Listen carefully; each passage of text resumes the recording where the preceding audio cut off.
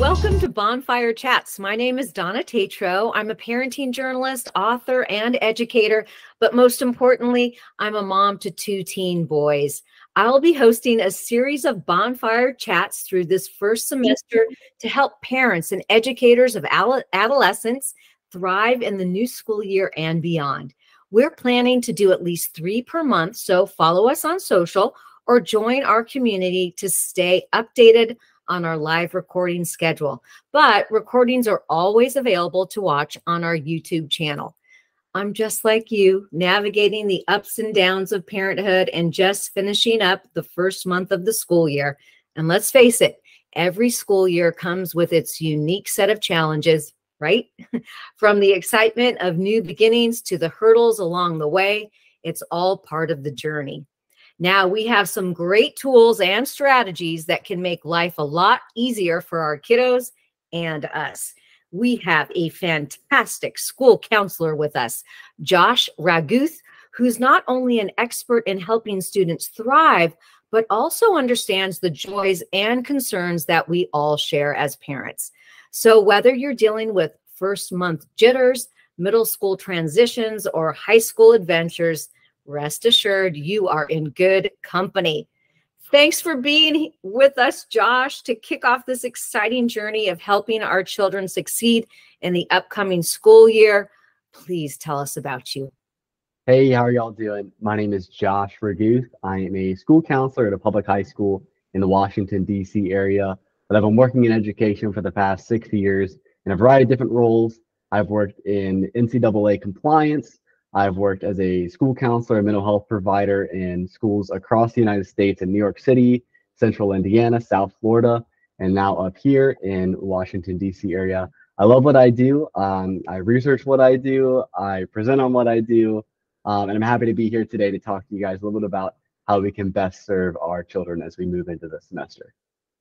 This is so exciting. You're a gift. I talked to you beforehand, and you have so much knowledge. You're going to learn a lot, parents. Okay, so let's get started. Look, we want to talk about, what we're going to do in this chat. We're going to talk about all these tips and strategies that are really important. And it's going to be stuff that we can really use, actionable stuff. And then after the chat, I'm going to introduce you to some upcoming guests, and you'll see what we have in store here at Bonfire Chats. So let's get started with you first.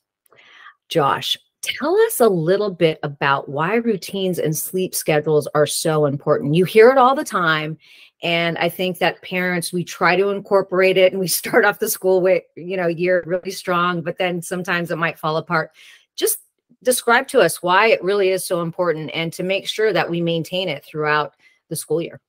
Yeah, absolutely. So I consider, your sleep routine, your daily routine, that's kind of the foundation. That's what you set up everything on, including your goals in terms of, everything that encompasses raising a child. You have to have that foundation.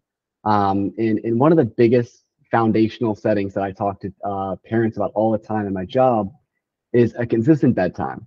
Our body kind of works on a cycle, just thinking about how our brains work, how our bodies work. And when we eat at a certain time every day, when we go to sleep at a certain time every day, our body becomes accustomed to that time. So, if I eat lunch every day at noon, I'm going to get hungry around 11:30, 11:45. I'm sure you guys encounter this all the time as parents. So when you're thinking about your bedtime, one thing that is really important is to set up a norm. What is the norm of when we're going to go to sleep? So if we set up our norm of, 9:30, we need to stick to that every single day because that's when the body gets used to it. If we try to go to sleep at 2 a.m. one day and then 10 p.m. the next day, you're probably going to be wide awake. And the reason why all this is so important is because we really want to make sure, again, that foundational piece is there, that we're meeting all of we call them the Maslow hierarchy of needs, all those basic foundational needs as a child. We'll make sure we're meeting those. So that is a really important part, and bedtime kind of falls into a big part of that as we move forward. And it's really important to note that we know that our teens are sleep deprived, and there are a lot of reasons for that. And so being aware of how you can't learn when you are not sleeping is really important. And then kind of let's talk about how screen time really comes into this for our kids. Sure, yeah. So like I was saying before, like if you have your set bedtime and that's when you need to be going to sleep, a big part of that is setting, all right, when do we turn the screens off? I'm sure all of you guys can relate. You know, you're scrolling on Instagram or something and you see something that seems cool and it's going to keep feeding you that same thing over and over. And right now, internet is so stimulating, not only for us, but for our kids as well. And it's designed to keep you on your phone. When you are kind of navigating bedtime procedure and all of that stuff, it's really important that we kind of turn our brain down a little bit. I always like to think about, and when I explain to parents, I use the same analogy. When you're trying to go to bed, you can't just go from my brain's automatically on to, all right, now it's time to turn my brain off to go to bed. Just like when you're going outside to run sprints, you can't just go from sitting on your couch to running a sprint. There has to be some sort of lead up into it. And I think of the same thing with screen time and going to bed. Typically, research shows it's about an hour before that you kind of want to start tapering and taking off from the screen time. That doesn't mean you can't read a book. Doesn't mean you can't do other, normal nighttime procedure stuff. But you want to kind of stay away from the screen time as we get about an hour before we start to go to bed. So you really are trying to trigger the brain for sleep. So you're telling us as parents why it's so important. What little tip might you give to me, a parent, to say to my kid the reason that you've got to turn off that device an hour before? What might you say to a kid? Yeah, I mean, the kind of the analogy that I always use with kids is it's about the mind-body connection, right? If I really want to convince somebody that this is going to be good for them, one, it's hard to convince them because it shows through doing it. So I think at a certain point, you also have just to lay down, like, this is just what we're doing. And eventually the kids will see why it is that you're doing it. But I think honing down on, hey, listen, this is about mind-body connection. If your brain is on and you're having a hard time falling asleep, you aren't getting really good sleep. So this isn't us just being mean. It isn't us just putting in a rule. It really does make a difference. And you're just going to have to trust me until, right, you can see it yourself. And that's where there has to be some of that open dialogue there and a little bit of trust on the kids' part to know that they aren't just doing this to be mean. They really are doing this for my best interest. Right. I'm trying to protect your brain. I'm trying to protect your mental health and well-being, etc. Quickly talk about why the morning routine is so important as well. So when you think of this idea of routine, it's that foundational setting that everything goes on top of it, whether we're talking about setting goals or achieving, success in academics or in athletics or whatever it is that your child is interested in. Big part of that is the morning routine. And yes, there isn't that much of that mind-body connection there as opposed to setting the routine for nighttime routine. But for the morning routine, it makes your life easier as parents. If you set up from the beginning, hey, you're going to get up, you're going to make your bed, you're going to get dressed, you're going to go down and get your lunch, then you're going to eat your breakfast, then you're going to be in the car and you're out the door. That's less that you have to do as a parent to ensure that all those things happen. I have parents all the time that show up, they're like, oh my gosh, we just got to school, we just did drop off, and I forgot their lunch. And I don't want you guys to have to experience that. So setting that routine kind of sets that, again, that foundation of I'm making sure all these needs are met. I'm making sure they're starting off the day well with making their bed, making sure they have their lunch with them so they're not, hungry throughout the day. And that's affecting their academics and their social interactions. And then making sure that, they're getting to school at a reasonable hour, they're making sure that you're making sure that they're getting into school. And then you can start your day on a highlight too. You're not having to run around and feeling scrambled, and you're meeting your own needs too. Because that is an important part of being a parent, because you can't serve your kid if you're not serving yourself too. Oh, you're so right about that. And one thing I like to build into the morning routine with my kids that I've really been doing for years is to talk about something they're grateful for. We do it in the form of prayer because we believe in prayer, but to add that in for that well-being to kind of start that day on a really good note. what you're grateful for. But so now let's move on to setting clear goals and expectations. Talk about why open communication is so important, Josh. Yeah, absolutely. So once you have that foundational setting, all the needs are being met. You're getting good sleep. You're getting good, food in your body. You're making sure you're eating, frequently and on a schedule. Once all those are met, then we can start talking about goals. So the way that we structure this is very purposeful, because we got to make sure the needs are met before we think about anything else. But when you're talking about setting goals, something that I see, having worked in like the independent school, college prep arena, I understand that a lot of parents are very demanding on their kids, and we want a lot out of them. It comes from a good place. But I think that goals need to be set up, and the way that I've seen them be successful is when there's open dialogue to start it. So frequently we have parents saying, oh, you're going to go to this school, or we want you to get all A's.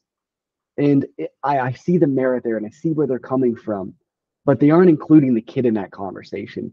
And there has to be open dialogue between what's happening with parents and what they're expecting, but also what the kids want.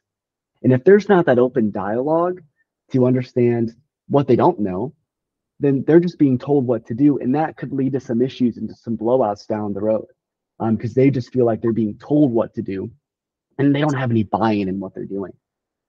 So a big thing that you can do is if college is something really important in your family, and I absolutely understand if it is, you need to make sure you're having that exploratory phase for any goal that you're setting. When, for example, college, like having that exploratory phase where they do understand, one, why it is important. They understand why you may want them to go to that university. Having that exploratory phase of a goal is so vital for them to not only express what they want, but also figure out how to get that buy-in there from them so they feel like they're a part of the goal setting process and not just being told what they should do. I love this. This is so, so good and so, so important, because we know that academic achievement pressure is one of our top stressors for our teens. And so if there isn't the buy-in, if it's not intrinsic to them, like you're talking about, we are going to have some difficulties. So thank you for explaining that. Can you talk about why it's important to reflect on past experiences?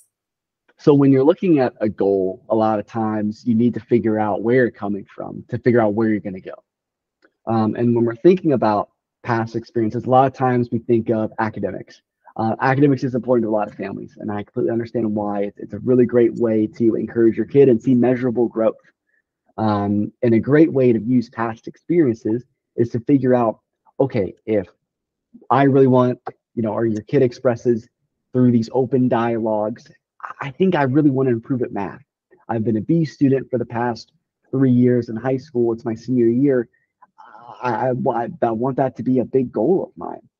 And figuring out how can we use past experiences? What did we do in the past to get those B's or whatever they were, right? Or to get that outcome that we had gotten before? What was the norm there? And how can we adjust those norms to create a new norm? Because what's the saying? The definition of insanity is doing the same thing over and over and expecting a different result. It's the same thing with setting goals. You can't set a goal and then do the same exact thing to achieve a goal that may be higher than what you had set before. You need to change things up. And that's where that open dialogue comes through. And selfishly, as a plug, talking to your school counselor too, if it's related to a school-based goal, because they will be able to help you out as well. Yeah, you're there to guide. Yeah. And to be a sounding board. And so, yeah, really, really important. So talk a little bit about prioritizing goals and kind of step by step, why that's important. So I think it's very normal, and especially with the families that I work with, to have several different goals for their kid, or their kid has several different goals for themselves as well. And it's important to realize you can't do everything, especially nowadays. A lot of the families that I work with, they have kids that they want to succeed academically, but they're also, talented athletes or talented musicians, and they may have family obligations. And I always think of, we do this exercise in my school where we inflate all these different balloons and we give them one balloon. We say, okay, just juggle that one, and they can juggle that one, right? You throw in a second one. They can only do the second one depending on how coordinated they are. Once you throw in the third or fourth one, it gets to be a lot of balloons all over the place in the room. So you have to prioritize what it is that's important to you, to your child, what's important to your family, and then prioritizing them, because you can't do all of them, right? So figuring out what I really want to focus on, and that may change year to year, that may change month to month, that may change day to day.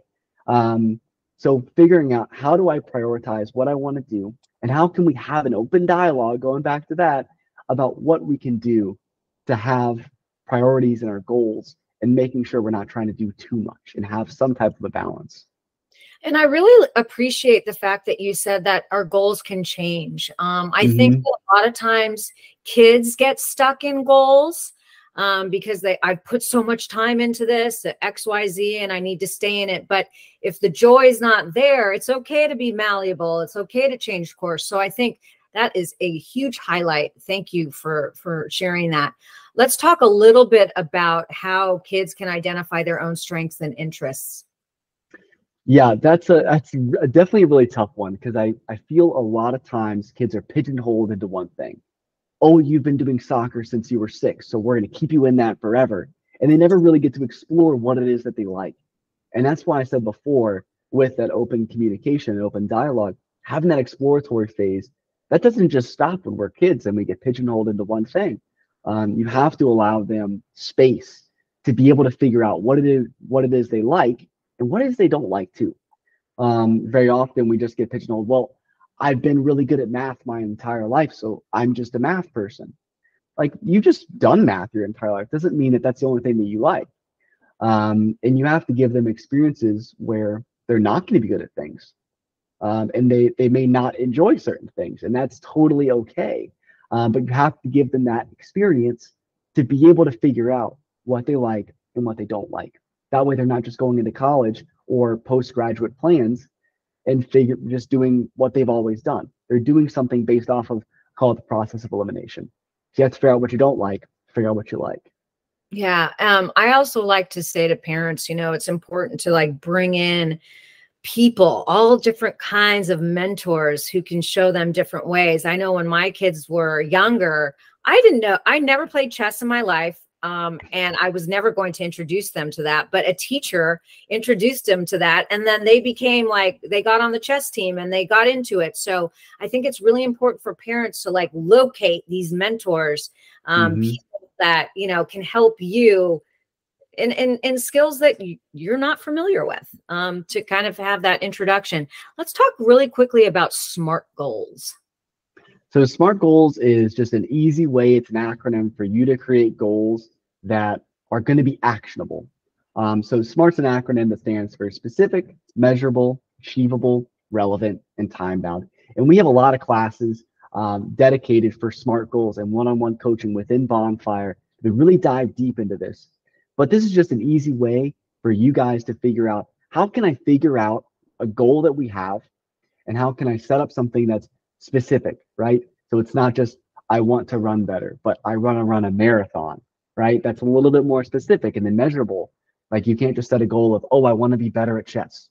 What's the measurable thing that we want to actually achieve, right, within chess? Something that's achievable. I can't say that, by the end of this year, I want to be the president of the United States. It's not an achievable goal. That takes a lot of time to get up there. So you may need to make a smaller goal to get there. Also has to be relevant, right? If I'm a high school student, right, my goal can't be, okay, I want to, finish my freshman year of college. It's not really a relevant goal to what you're doing, but also making it time bound, setting an end goal to this. Because if your goal is, the overarching goal is I want to be a better runner, you can't say, you at least have some sort of end goal there. So that's why it's time bound. I want to run a marathon in 3 months. Not just I want to run a marathon, because then I can take that on forever. And I never really know if I'm going to achieve it. But if I say 3 months, then I have an actual thing that I'm working towards. So that's basically an introductory thing into SMART goals. But like I said, we really dive into this at Bonfire with our one-on-one coaching and our classes that we hold. So I'd really encourage you guys to dive into that a little bit more when you guys get a chance. Yeah, Josh, that's actually really cool. And it explains really how to look at goals. I mean, I think parents can use the SMART strategy as well. Mm-hmm. Let's move on to creating a structure and supportive learning environment. Why is this so important? I remember, my kid, he really liked to stand while doing homework, and it drove me nuts. But ultimately, I learned that that's kind of what worked for him. He just wanted to stand at the counter. And so we kind of made that his space where I, wasn't going to cook at the time, and it was kind of his space. So talk about how you can create these spaces specific to your kid. Yeah. So again, it comes down to, and I hate to keep harping on it, that open dialogue to figure out what works best for you. And again, when you're setting up these structures of, okay, we're going to go to bed at this time, we're going to eat breakfast at this time, we're going to leave the house at this time, you're creating, again, just structure for your kid to thrive. That's what kids thrive on, is structure and knowing what happens and when that's supposed to happen. And I think it's the same with study space. I frequently encourage parents to set up a space in their home that the kid always knows, when I'm there, I have to study, right? And maybe not having access to your phone when you're there, because here's the thing, if, when I get in bed, typically I think to myself, it's time to go to bed, because that's what I do when I'm there, right? When I sit at the dinner table, or I sit at, the breakfast nook in my house, I typically get kind of hungry because I eat there. And then when I sit at my desk, it's normally time to work. So I get in that headspace of, okay, well, I'm going to be productive now. And it comes down to that, mind-body connection. When my body's in a certain space, I'm going to feel more productive, or I'm going to feel like I'm in the headspace in order to create good work. And it's the same thing with your students, with your children. You want to make sure they're establishing that routine. When are they doing homework? Are they doing homework for the first hour that they're home? Or is that not achievable because they have some sort of after-school commitment? So it's a very personal process and a very personal discussion that you need to have within your family, and making sure it's a dialogue. Because very often I hear parents say, okay, well, we're home from, you were just at, football for 3 hours. So now it's time to do work. They might be exhausted. They might need 30 minutes. And I think it's up to, the parents to figure out when is too much time to relax, and when is, not enough time as well, because there's the flip side of that. So again, having that open dialogue to figure out, do they have the resources they need? Are they being supported? Both, encouraging them, but also figuring out, do they need 30 minutes after they get home? Do they need an hour after they get home? Because every kid's going to be different.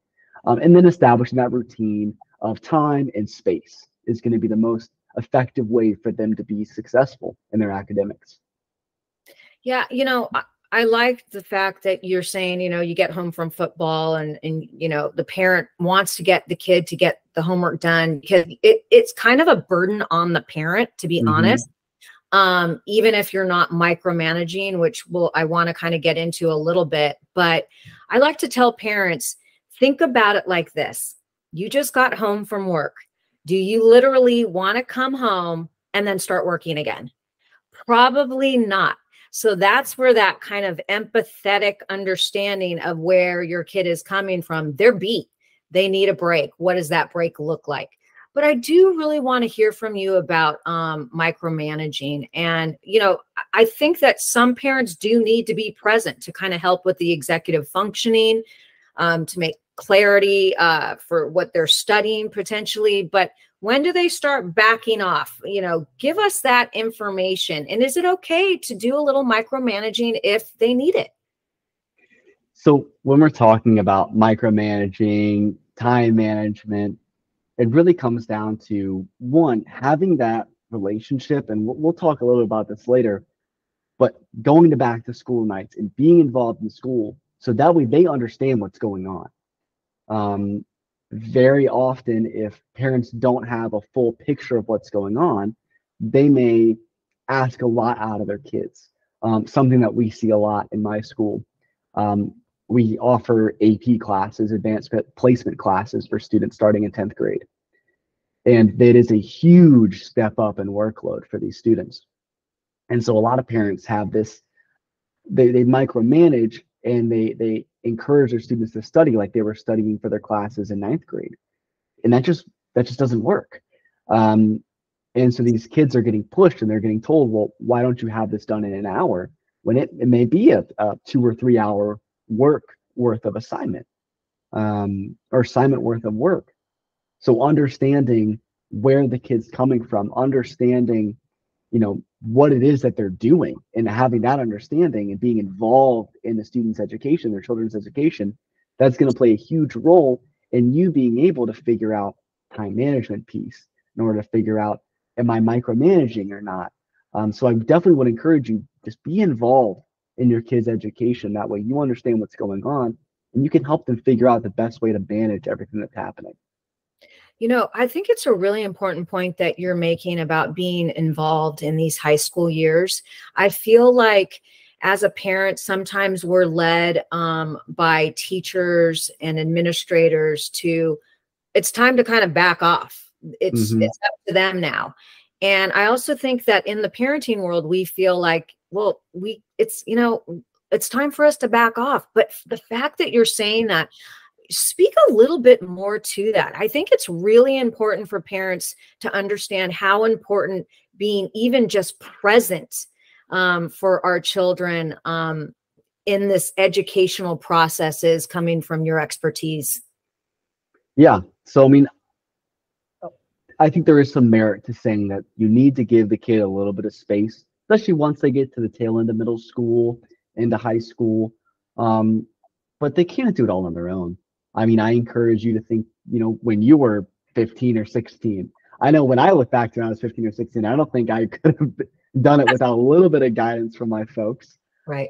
So that is really important.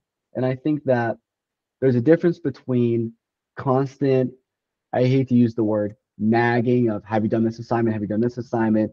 Especially in the age where parents have instant, like they can usually see, oh, yeah, you're missing this assignment. Oh, you're missing this reading. Oh, you're missing this summative assessment. What's this? What's that? And I encourage you to just have that open dialogue. And the best thing you can do as a parent is to figure out, okay, let's just sit down and let's just figure out, tell me what you're going to do today, just so I know, just because I'm curious, because I want to be involved, and have that conversation. So instead of being like, oh, I saw you miss this assignment, I don't know what it is, but like, you need to get on this, like this is due tomorrow. You could have the approach of, hey, what are you doing tonight for work? I'm just kind of, interested, what have you guys been up to in class? That's when you can kind of go into the time management aspect, and you can start figuring out, okay, you have this, big project due in a week, what smaller tasks are you going to break things up? How are you going to prioritize those? And have that conversation. And I get that I'm harping on it, but a lot of these things come down to having conversation. And a lot of students that I have, their frustrations are never, oh, my mom really wanted to hear me talk about my day. Normally it's, oh, I got in the car and my mom immediately said, I have these assignments that I need to do right now. And that's normally where it comes from. I've never had a student come in my office and say, oh, my parents want to talk to me too much. They might get annoyed sometimes because of it. Yeah, they're teenagers and they're going through puberty. That's just kind of a game. Right. What if you have a kid though who is resistant to your help and you don't want them to falter or fail? What do you say to parents in that scenario? Yeah, frequently students will put up walls. They'll put up walls and they'll be hesitant to ever step outside of that comfort zone. And a lot of times it may come from a place, especially when it comes to academics, a place of a little bit of shame and a little bit of frustration. Maybe they're not understanding the course concepts. And the best advice I give is, even though it's hard, is be consistent. Because if you set up the same consistent expectations, the same consistent expectations that the kids have of you, eventually that wall is going to break down. And I'm not saying it's going to be a quick fix. What I am saying that long term, it's always going to fix it. But it may take a different amount for different kids, because all kids are different.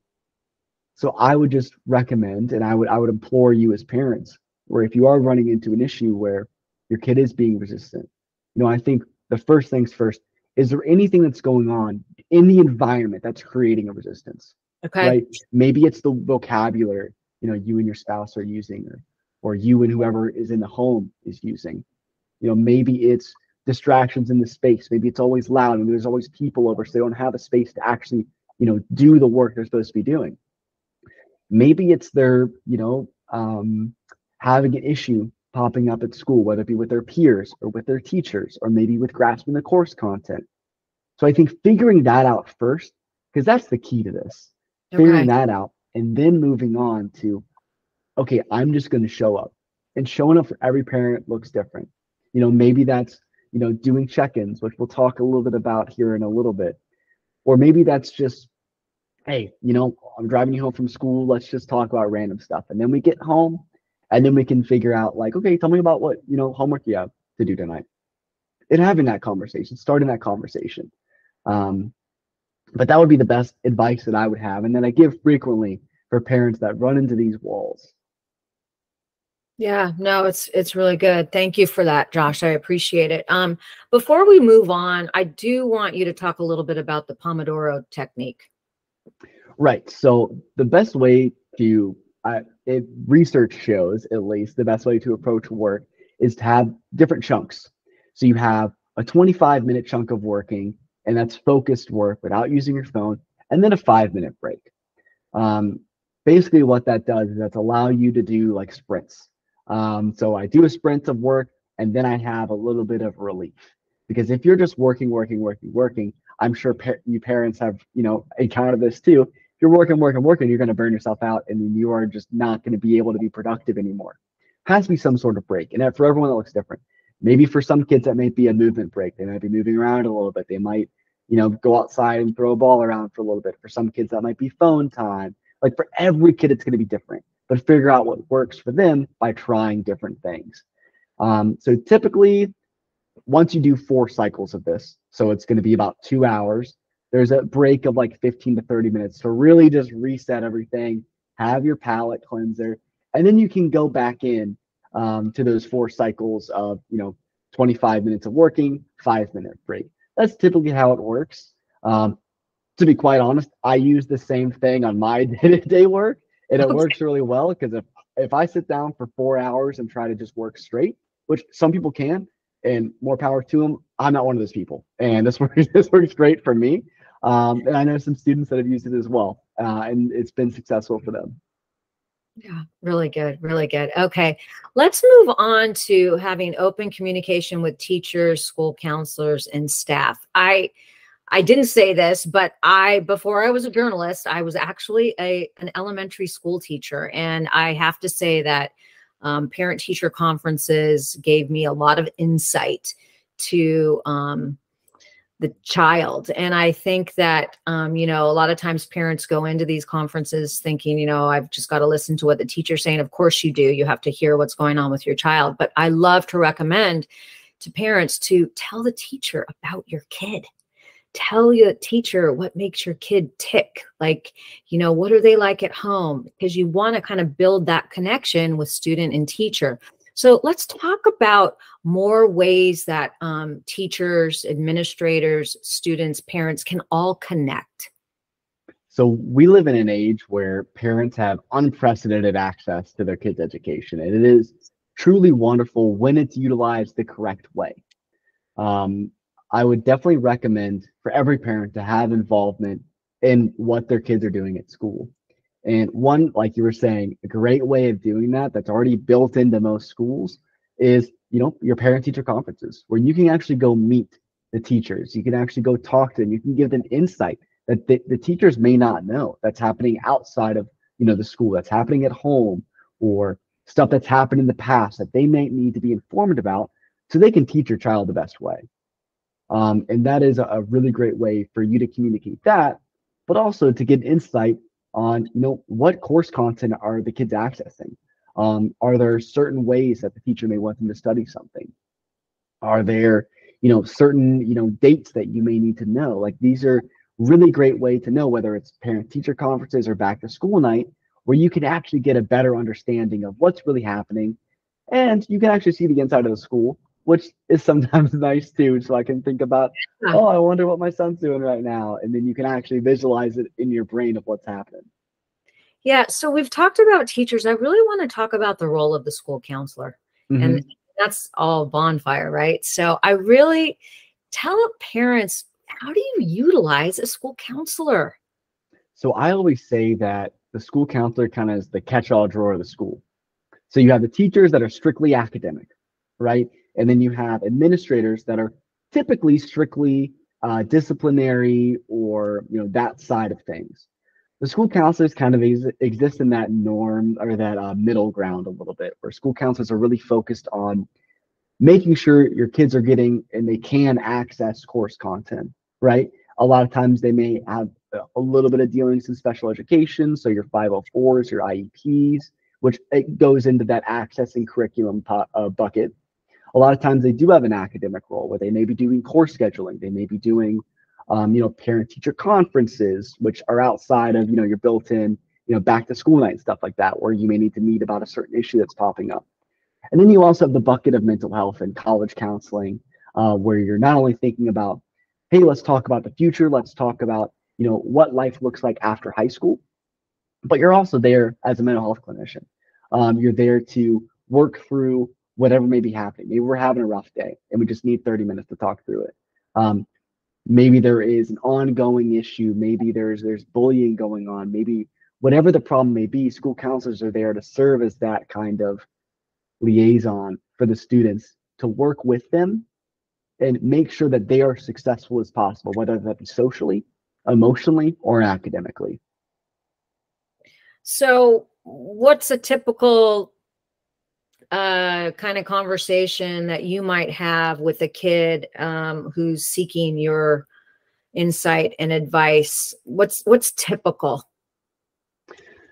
So it's hard. I think typical would be the last word I would ever use to describe one of my days, just because it is so wide ranging. Okay. But frequently, typically it falls into one of three different buckets, I call them. So you have kids coming in about academic concerns. And typically those conversations are centered around, okay, this isn't working, whatever's going on, right? Maybe they're coming to me about, oh my gosh, I have a C in Spanish. I've never gotten below an A before. I don't know what to do. And they're freaking out a little bit. So I can walk through some resources that we have at our school. I can walk through some resources we have in the community, but also walking through maybe how to structure some conversations with our teacher, and kind of imploring them to have that self-advocacy. Because I'm not just going to be like, oh, you're struggling? Okay, I'm going to email the teacher right now. And in my experience, I typically, for the most part, and by the most part, I mean like 99.9% of the time, I implore the students. I give them all the tools to have those conversations that may be hard, but they need to learn that self-advocacy piece. And then those other two buckets, which are your college career or post-secondary plans, but then also that mental health piece, it really varies. With the college and career part, typically it involves, okay, what are we passionate about? What are we interested in? And then again, relying on those community outsources that frequently, we are very tapped into the community at large and saying, okay, well, you're really interested in, I don't know, being a doctor one day. Here's some internships that came across my desk or some, different opportunities that you may really enjoy over the summer. And encouraging them to actively look at what they're interested in. Then, of course, the last piece is the social emotional piece. And that's really just typically what happens is it's more reactionary. I don't do very much, and most counselors don't, outside of like we'll go in and we'll do classroom lessons to really be proactive. But a lot of our work is reactive as school counselors. And it's really supposed to be a Band-Aid fix. We're not full-time therapists. That's not our job. Some of us may be licensed as a full-time therapist, but for the most part, most school counselors exist to provide a Band-Aid to figure out, okay, what's the problem? And what can I do to help? And then leaning on outside community resources to bring those in and maybe provide more of the long-term intensive care. Or more short-term, acute, really quick, oh my gosh, what's the problem? How can I help in the short term, make it manageable? So then we can hand you off to someone that will be able to give you all of the time that they need to really make long-term adjustments to whatever is going on. I mean, and that really kind of leads us into what Bonfire is doing. Right. It's not necessarily reactive. It's proactive, and it's trying to teach the skills. And that kind of leads us into our next slide, which is check-ins. So can we talk a little bit about that and how that is a skill that not only, you know, counselors are using, teachers are using, but parents can be using as well? Yes. So I cannot recommend checking in with your child enough. I think very often that what I run into with parents, whether it's, you know, K through 12, kids get in the car and the first question is, okay, what work did you get today? Or, oh my gosh, we have to run here and this, and it's just information overload, right? And I don't know about you guys as parents, but I know when I'm driving home from work, the last thing I want to talk about is all the things that I have to do, because I just dealt with a full thing of having to do things. Right. So I don't want to have to rehash all of that. When I always encourage when parents are picking up their kids, or you know, maybe they ride the bus home, maybe they just got home and they're sitting on the couch, or you're checking in after you get home from work, I would just implore you to have just a regular check-in, a dialogue where you're having open-ended questions, just to see, you know, how's it going.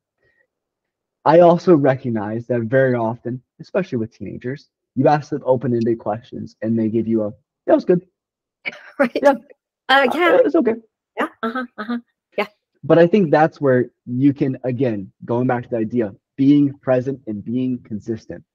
Because when you're consistent and you're asking the same questions and you really are trying to pull it out of them, eventually they're going to realize it's easier to just talk about their day than it is to fight it. And isn't it okay to, you know, once in a while, the check-in is a minute?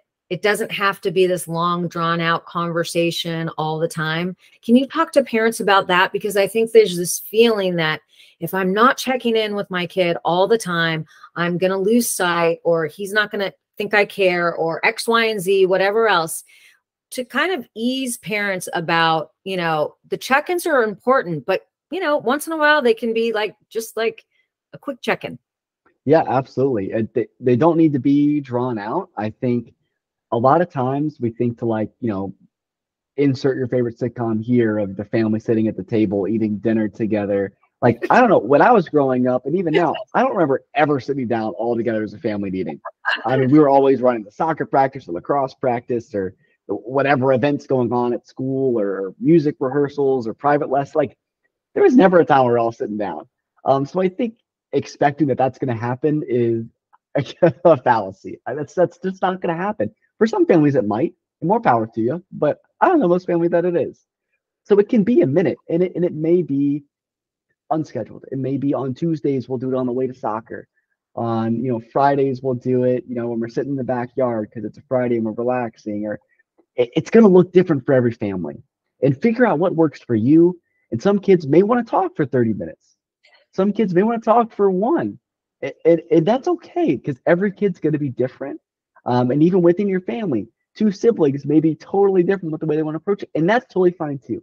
Setting the expectation to be different for different kids, that's normal. And you should be okay with that.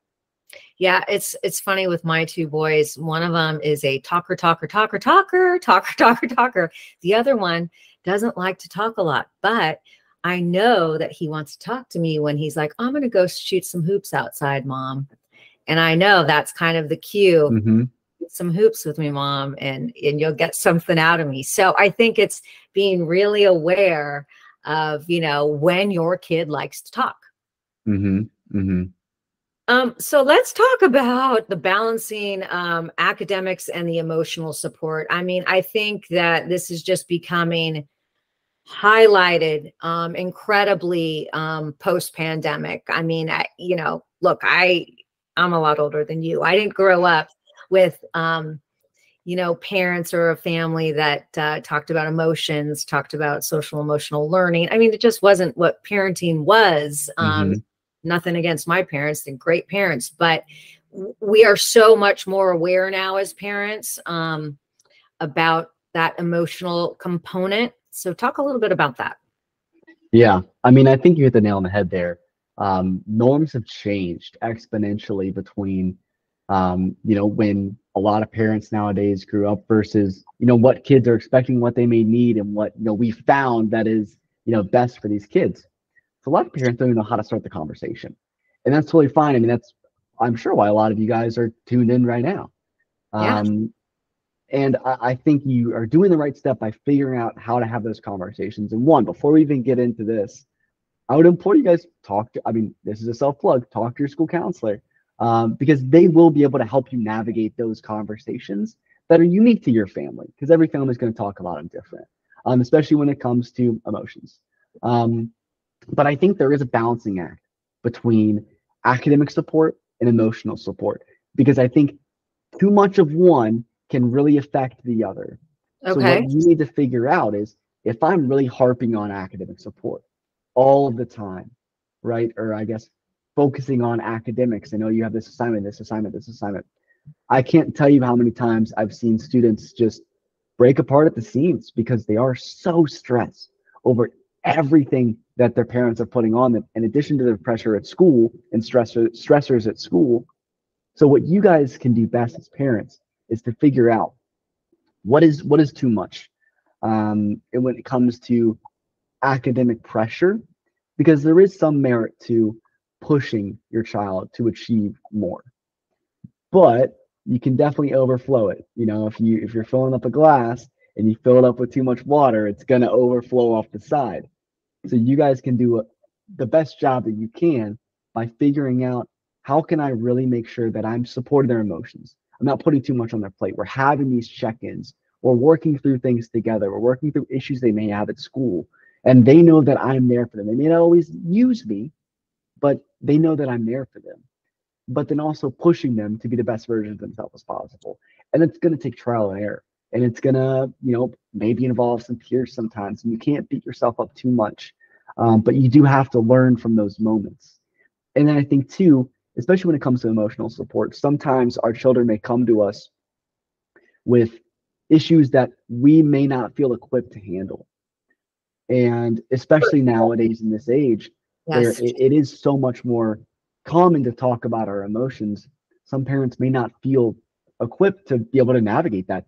And you shouldn't. Luckily, we have, professionals that it's their entire career to navigate those emotional issues that may pop up, those feelings that may pop up, and to help the children navigate those through years of postgraduate experience. And also, years of schooling in order to do that exact thing. So I'd really implore you guys, if you are trying to figure out, maybe my kid does need a little bit of extra emotional support, and that doesn't always mean that something's wrong. You can use, and I always describe therapy as an additive. Okay. I like to think I'm a pretty emotionally regular guy. I like to think that there's nothing really going on. My life's pretty great. I still see a therapist because it does help, and I see it as a way for me to be better. Same reason I run. It's the same reason I go to the gym. I keep them in the same kind of bucket because they're all ways to improve myself. But if you are trying to figure out, I do want to take that next step to get professional help. I would implore you to talk to your school counselor, because like I said before, they're tapped into the community and they will know, based off of knowing your kid, who are some therapists or some counselors, or heck, even using Bonfire to do like weekly 30-minute check-ins. What are some ways that I can help support my kiddo based off of maybe, whether they are currently dealing with something that they need to, have a trusted adult to talk to that might be outside of their family, that's a little more objective, or two, they just want to be better. They just want to do it for the sake of self-improvement. And that's where something like Bonfire kind of slides in nicely, that it's more of an additive. It's more of something where we're trying to help kids achieve the best versions of themselves. Yeah, I love that. It's really, really important. And I like that you touched on how you take care of yourself. Mm-hmm. And that is that self-care element that I think is really important for parents. I talk a lot about practicing self-compassion in parenting, because if we're not compassionate with ourselves, we are modeling not being compassionate. And so if we can show our kids that, then they will see it and they will know that that's something they need to do. So I really do want you to touch on how parents can provide themselves self-care and why it's so, so imperative to the family system. And I think you really touched on a really great point. And you have to serve yourself first. You have to practice self-care, self-compassion to really be able to serve other people. I always use the analogy of like, you have to fill your cup before you can fill other people's cups. And as a parent, if you're pouring, over and over into your kids, you have to pour some into yourself too, or you're just running dry, and then the kids aren't getting anything. And for everyone, self-care is going to look different. I'll be the first one to acknowledge, like, therapy works great for me, but it may not work well for everyone.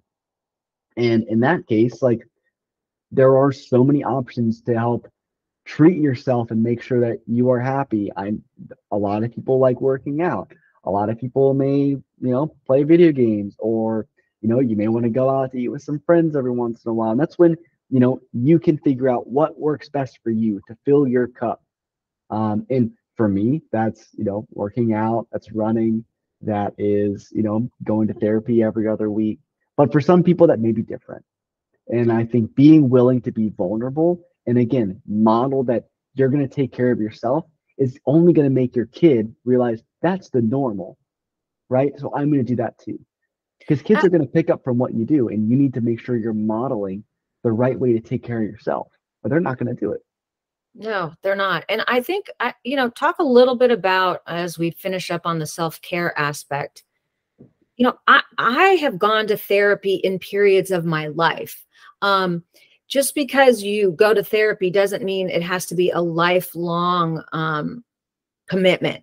Talk a little bit about that, that you can just kind of seek it in some times of your life when you might need it. Is that a good way to use therapy? What are your thoughts on that? Absolutely. I mean, everybody's therapeutic experience is different. A lot of people will go to therapy. I have X problem, or there's X issue that I'm recovering from, our tragic incident, and I want you to help me navigate that problem. That's a very valid reason to go through therapy, because you want to figure out how to manage these new emotions, these heightened emotions, and that is a valid way. But I think too, there's just going to therapy to self-improve. And if that's the case, you don't need to be in therapy all the time, right? I think everyone's different. Some people want to go to therapy and they really enjoy that, having that objective sounding board every other week, every month. It's different for everyone. I equate therapy and finding a therapist like dating. Like, just because I like something doesn't mean that you're going to like something, and we shouldn't expect the same thing, whether that's what we do in therapy, whether it's the kind of therapist that we want, whether it's how frequent we do it. Everyone wants something different out of it. Just like when you're dating, you're not going to like every single person. There are going to be certain people that, you may have a better connection with than others. Same thing with therapy, the same thing with what you're doing during therapy, the same thing with a frequency. And that includes, doing therapy for, 4 months and then taking a break because life may get hectic. So being okay with that too. And that's a totally valid way to approach your therapeutic journey too. So let's now move on to extracurricular activities and why they're so important. I know for me, with my two boys, one plays golf, one plays baseball. It's kind of my time where I'm like, oh, I get this extra time. They're doing their thing. I know they're enjoying this extracurricular activity. So it's kind of selfishly why I love it, but I know that it's keeping them busy. They're involved in their passions. But talk about really the importance of parents supporting that beyond the academics for kids to kind of develop this whole child, the best version of this unique person. Our children are not just students. They're, people of the world. Yep. And that's it right there, Donna. It's that well-rounded education. You want kids that are going to be, learning not just how to be book smart, but also street smart, but also develop skills outside of, the academic arena. And extracurriculars are a great way of doing that. Luckily, most schools have a plethora of extracurricular opportunities for your kid to engage in that don't require the logistical planning of playing, travel soccer, travel baseball, or being involved in other things in the community. Because I get sometimes you may have a demanding job, or you may not be able to work out a way to get them there. And that's why it's really great that we have schools that are so active in providing as many and as large of a breadth as extracurricular opportunities that kids can utilize. But I think too, it's good for the kids because it's not necessarily connected to their academics. They're developing a skill. A lot of times they're being active with their bodies, or they're moving around, even if they're not doing a sport, where it is kind of providing a little bit of stress relief, especially after sitting in a desk all day at most schools. It's able to provide them a way to kind of get up, get moving, maybe talk to some friends, maybe make some new friends, but also develop skills. And I would be a fool not to mention, college applications. Not every kid's going to go to college, and I absolutely acknowledge that. And not every single kid has to go to college. But for the kids that do want to go to college, colleges do look for a well-rounded individual. I'm an application reader outside of, for one of my alma maters, outside of being a school counselor. This is one of the things that we look at, is making sure that it's not just a kid that just went to school. Like, we need to, they need to have a life outside of it, and they need to have passions outside of it. So when you're thinking about what extracurriculars are going to look good for college or all this stuff, because I get that question all the time. What club should my kid to be in to get into, UVA? Or what club should my kid be into, to get into this school? Or what sport? Or what extracurricular? And I always give them the same answer. What are they passionate about? Right? Because you want kids to be involved in extracurriculars they can really dive deep into. And if they're passionate about it, they're naturally going to dive deep into it. So I think drawing on those passions, and again, going back to it, having that exploratory phase to figure out what it is that I like and I don't like, to figure out, okay, you really like playing lacrosse, let's dive deep into it. Because it's a lot easier to dive deep into one thing than have to juggle, going to violin lessons and then going to soccer practice and then going to this and going to that, which some kids may like. That may be their passion, is doing a bunch of different things. But it's easier to understand, okay, you like all these things, let's figure out how to make it work. So figuring out what their passions are, and that might be a tangible thing or an intangible thing. I just like being good at things, or I just like, being creative, or whatever it may be, or maybe I like doing art, or I like doing specifically lacrosse, whatever it may be, and then tapping into that passion with them through open communication.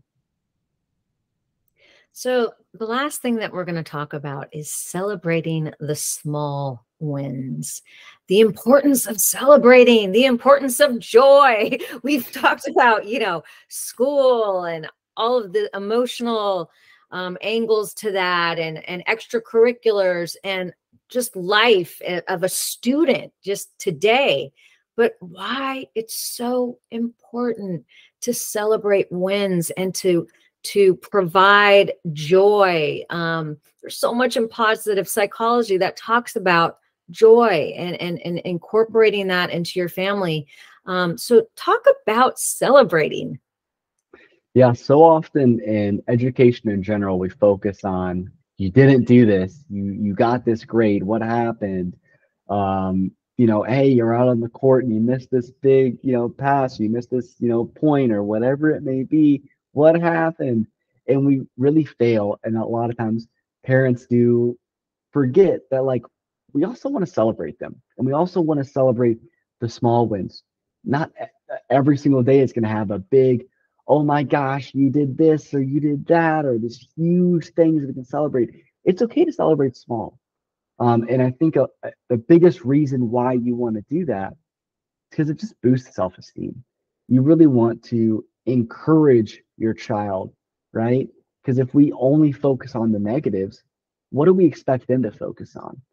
And it's modeling that good thing where we want to encourage our children so they encourage those around them too. People want to be around people that make them feel good. And if we're constantly reinforcing this idea of, I just belittle the people I care about, because that's a lot of times how it may come off, even though that's not the intention, our kids may practice that same thing. And that is something that I see very frequently, that I wish I could change for a lot of my students, because we want them to practice good self-care for themselves, but also encourage their friends. And if we do that to them, they'll do that to their friends. And that's how we can do our part as a parent in encouraging our children to be better people and to serve their community better, to kind of water where they are a little bit. That's the biggest recommendation I can make, especially when it comes to just boosting their self-esteem and just creating an environment that boosts their self-esteem too.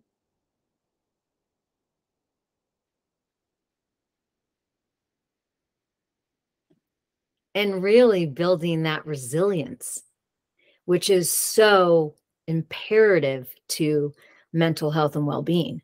And we've seen that we need to help our kids build that resilience. So talk a little bit about resilience and modeling that in the home.